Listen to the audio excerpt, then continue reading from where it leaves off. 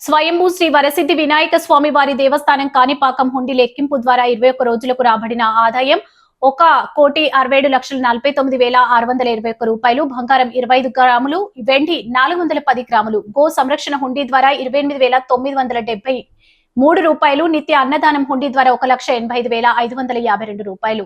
Foreign currency USA $828, UAE 420 dirhams, Singapore $2,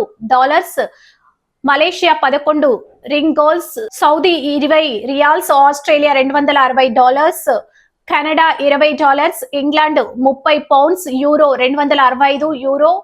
Kuwait 185 dinars ఆదాయం వచ్చినట్లు దేవస్థానం కార్యనిర్వహణాధికారి శ్రీ పెంచల కిషోర్ తెలిపారు. ఈ హుండీ లెక్కింపులో పాల్గొన్నవారు దేవస్థానం chairman Shri Maninaidu, trust board సభ్యులు అనసూయ, శివప్రసాద్, నరేష్, సుధాకర్ రెడ్డి,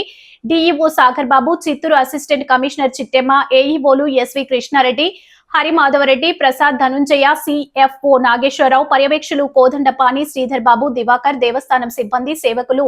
యూనియన్ బ్యాంక్ కాణిపాకం శాఖ సేవకులు తదితరులు పాల్గొన్నారు.